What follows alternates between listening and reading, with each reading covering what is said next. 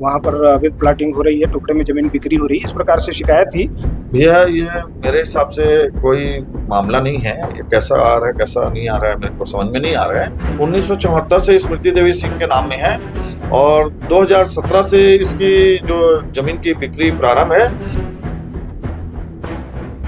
बस ऐसा है भैया कि मेरा किस्मत खराब है या एसडीएम साहब को मेरे से या राजस्व विभाग को मेरे से क्या बैर है उनको वही जानेंगे।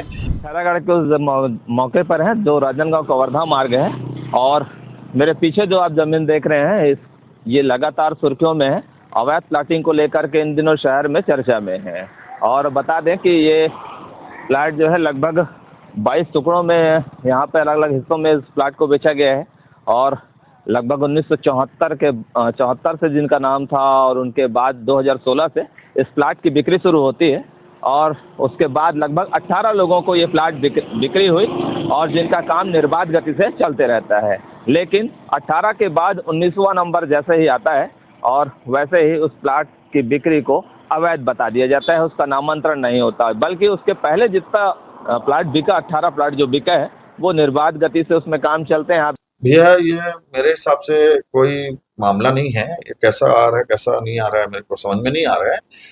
ये तो 1974 से स्मृति देवी सिंह के नाम में है और 2017 से इसकी जो जमीन की बिक्री प्रारंभ है और जिसका 2017 से सभी का लगातार नामांतरण हो गया है 2024 तक के, और जिसमें 22 लोगों का इसमें नामांतरण हो चुका है। ये देखिए आप पूरा ये 22 लोगों का पूरा नामांतरण हो चुका है जो राजस्व विभाग ने किया है और रजिस्ट्री के लिए जो नजरी नक्शा प्रदान किया जाता है वो राजस्व विभाग द्वारा ही किया गया है।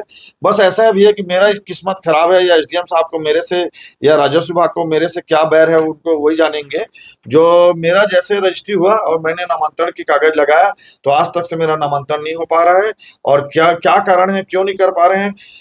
उस टाइम तक क्यों अवैध था अब क्यों अवैध हो गया वो तो उन्हीं लोग बताएंगे भैया। 22 लोगों का नामांतरण हो चुका है और अब सिर्फ 4 नामांतरण बचा है, उसके बाद तो कोई जमीन ही नहीं बची वहां, तो सिर्फ 4 नामांतरण रोका गया, 22 लोगों का किया गया हमारे साथ।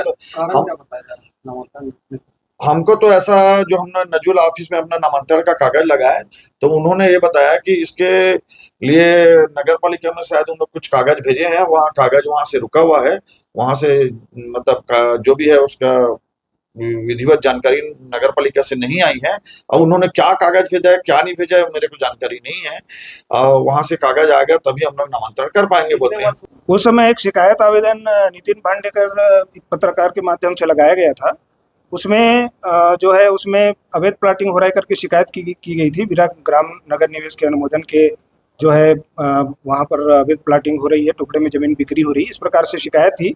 तो उस शिकायत को गंभीरता से लेते हुए माननीय कलेक्टर महोदय के द्वारा भी उसके संबंध में संज्ञान लिया गया था। तो उसमें जो है हमने एक टीम गठित करके रिपोर्ट लिया था जिसमें तहसीलदार, आरआई और पटवारी लोगों का एक टीम था। तो और ग्राम नगर निवेश को भी हमने पत्र लिखा उस संबंध में।